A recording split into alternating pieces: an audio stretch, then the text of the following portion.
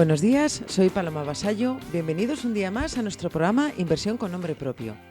Hoy tenemos el placer de contar con una gestora como Patrivalor y contaremos con Ricardo Santos Rodríguez, socio y gestor de fondos. Comenzamos.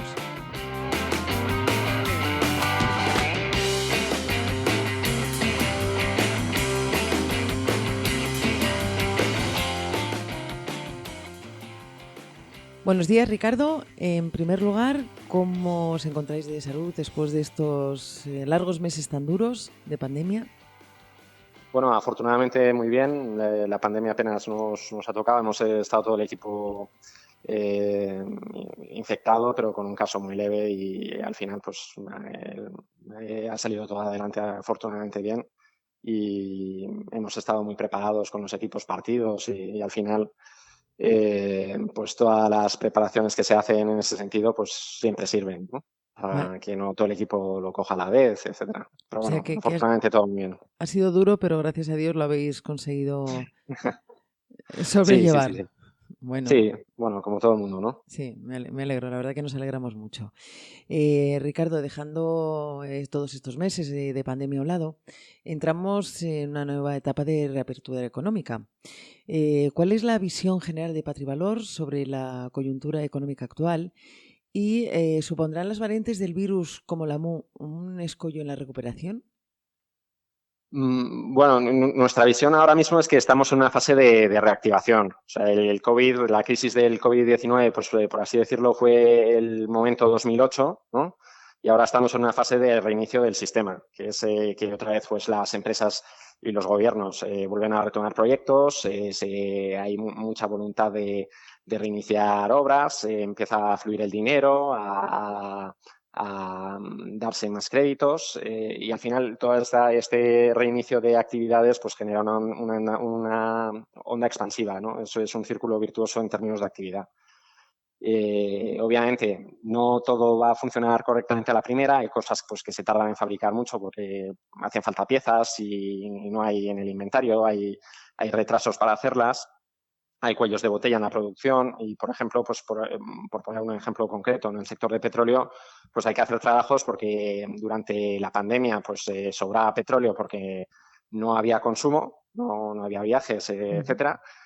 Y entonces pues esos pipelines se cerraron y muchos de ellos pues se han quedado atascados. Entonces hay que desatascar las tuberías, hay que hacer todo un proceso de reacondicionamiento y eso pues ya unos meses para que otra vez fluya todo con regularidad. Entonces pues ahora mismo vemos que hay una inflación o unos precios muy altos energéticos, pero eso es un síntoma de ese reinicio, ¿no? De que vuelve la demanda y que la oferta todavía no está preparada, ¿no? Entonces, a medida que la economía pues tome velocidad, pues la inflación se va a ir normalizando. En el caso de las variantes, pues los virus, pues por norma general histórica, los virus tienden a perder virulencia a medida que mutan y se expanden porque van hacia variantes menos peligrosas, ¿no? Uh-huh. Y normalmente pues ese proceso suele ser una media de 2 años. Entonces prevemos un poco que esa sea la situación con el COVID, que el COVID pues se convierta en algo endémico y además pues que tenemos por un lado toda la gente vacunada y todos los que están inmunizados naturalmente, que eso es algo que a veces parece que no cuenta y que sí que cuenta. Y ya estamos hablando pues de una proporción muy significativa de la población como para poder llegar una vida perfectamente normal, ¿no? Además, pues también esto nos ha servido como de aprendizaje para todos y la gente ya sabe convivir pues con estas circunstancias de virus respiratorios y al final pues la vida no para, ¿no? La vida es adaptarse y seguir hacia adelante. Es verdad, Entonces, Ricardo, ¿quién nos iba a decir que íbamos a vivir una situación así y sí, curiosamente, como siempre, el humano se adapta a todo y bueno, pues aquí seguimos luchando todos con la mascarilla y el día a día sigue, y es verdad, y nos adaptamos a lo que venga. Pero bueno, gracias a Dios seguimos y hay que seguir luchando. Continuando con la entrevista, en este caso China, como siempre puntera, fue la única potencia económica en experimentar un crecimiento durante el 2020. Sin embargo, en estos últimos meses hemos visto unas correcciones en sus principales índices con una mayor presión regulatoria por parte de Pekín. y con unos datos macro indicando una cierta desaceleración. ¿Qué opinión y perspectivas os sugiere China y la región de Asia-Pacífico? Nosotros siempre hemos sido un poco suspicaces respecto a China. Lo hemos visto siempre como un gigante con pies de barro. Muchas veces mirando estadísticas, pues hay que mirarlas con un cierto grado de escepticismo. Ahora mismo China está acaparando los titulares porque está sufriendo el pinchazo de su burbuja inmobiliaria, que es una burbuja que lleva, bueno, es algo que lleva posponiéndolo desde el 99, que es cuando creó su banco malo, que tenía un mandato inicial de 10 años y lo han ido prorrogando de 10 años en 10 años, ¿no? A priori, según sus propios datos, pues China tiene un exceso de viviendas de 80 millones de viviendas sobre una población urbana de 900 millones y tiene la demografía a la baja y las casas pues cuestan entre 30 y 40 veces los ingresos brutos familiares, ¿no?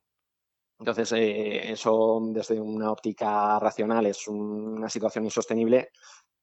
Es una situación muy doméstica que afecta mucho a la demanda interna y en ese sentido nosotros vemos que es una situación muy parecida a la crisis de Japón en los 90. Es una crisis que todavía sigue arrastrando Japón ahora mismo. Eh, Nosotros creemos que China va a seguir echando el balón hacia adelante porque es un tema que, como hemos dicho, afecta de lleno a su demanda doméstica y eso pues, puede crear un malestar social que no se pueden permitir siendo un régimen autoritario.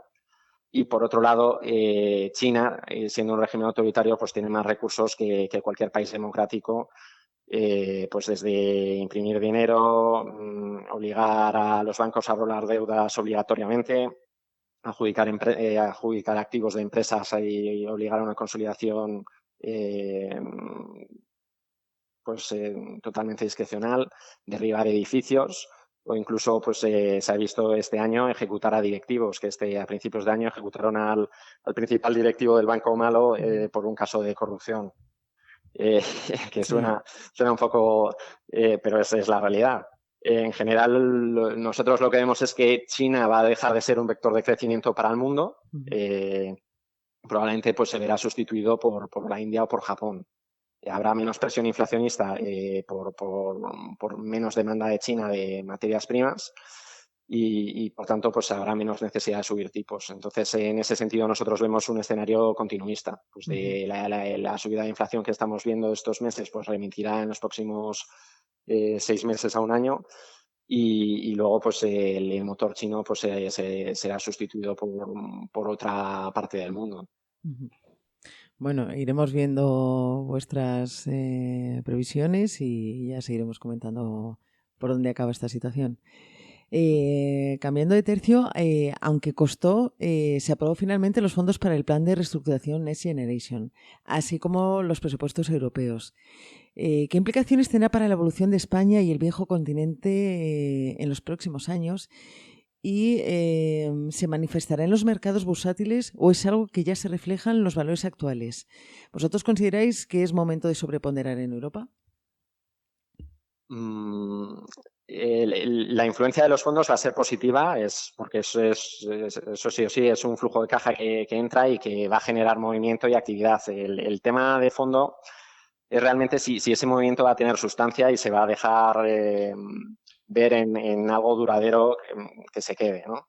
Realmente el ejercicio que tiene que hacer España es preguntarse qué quiere ser de mayor. O sea, si tiene que hacer una reflexión pues, de qué ejes, qué ciudades, qué industrias son las que van a vertebrar económicamente el país a medio plazo y también pues dentro de todo este programa de gasto presupuestario europeo pues llevar un control muy estricto y muy exigente del uso de los recursos, ¿no?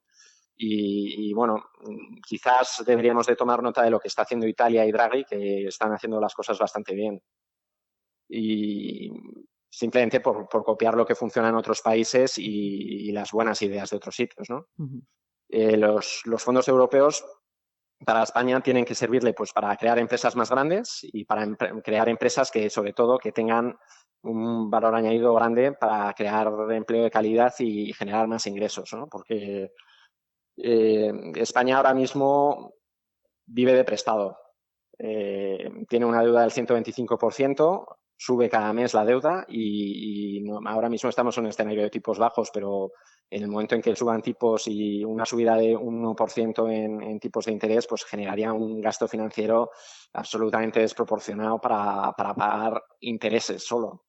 Entonces, la única manera que tenemos de pagar la deuda es o vender activos o ingresar más y bueno, vender activos pues ya se han vendido muchos y para ingresar más pues hay que hacer más cosas y mejor, mejor, con más valor añadido. Por el lado de la renta variable, en el primer trimestre del año hemos visto una fuerte rotación de los mercados desde valores de componentes growth a value. Sin embargo, en estos últimos meses estos movimientos van perdiendo tracción. ¿Vosotros habéis notado al respecto algún tipo de comportamiento en el mercado?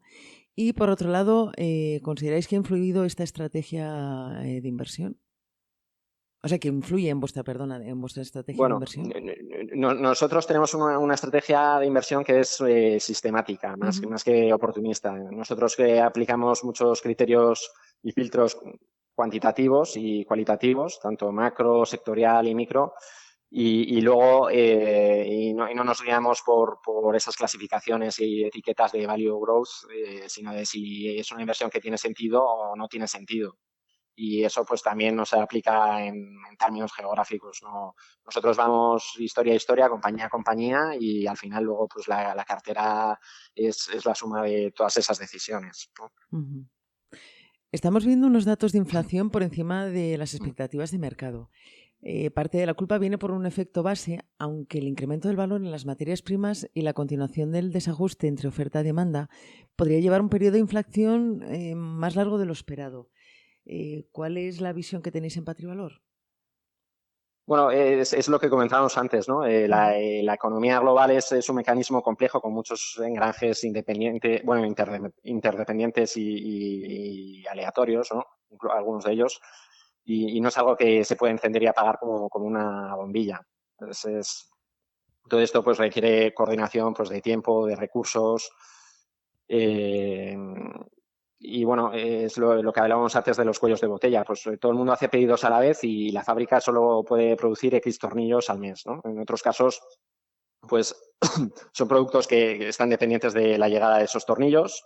No pueden dar los pedidos a los clientes. Otros sí han acabado sus pedidos, pero de repente hay 3 operarios de grúa del puerto que están en cuarentena porque están con COVID o han tenido un contacto con un caso COVID y entonces el puerto funciona con 3 grúas menos y el pedido no llega porque no se puede descargar a tiempo.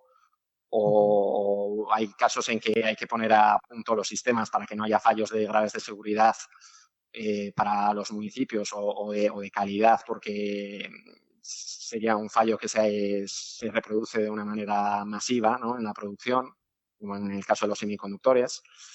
Y entonces, pues hay también otras industrias pues, que tienen una puesta a punto con inspección y control pues, que son muy exhaustivas, ¿no? Y al final todo eso se refleja en una subida de precios que es pues coyuntural, pues será a lo mejor pues de 6 meses a un año a lo mejor, ¿no?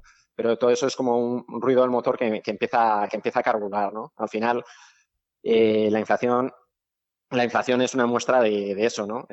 Luego, cuando entre en velocidad de crucero la economía, pues volverá a estar controlada, ¿no? Esto es como montar en bici, que al principio las primeras pedaladas, pues la bicicleta no coge la dirección de una manera decidida, pero ya una vez que se coge velocidad y va a más velocidad, no vas zigzagueando, ya vas con una definición muy clara del trazado, ¿no?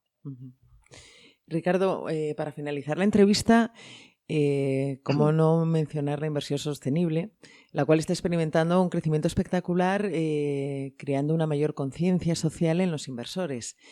¿Cómo se está posicionando Patrivalor en cuanto a este aspecto?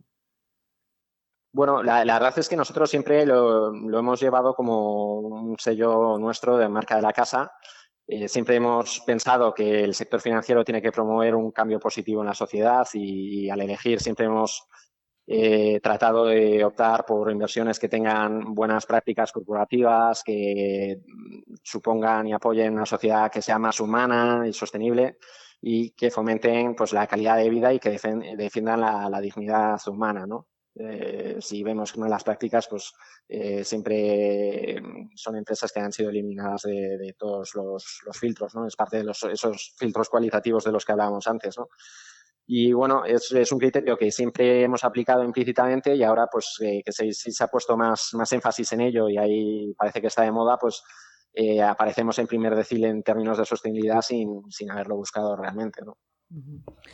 Pues Ricardo, agradecerte mucho vuestra participación o tu participación, como no, en nuestro programa Inversión con Nombre Propio.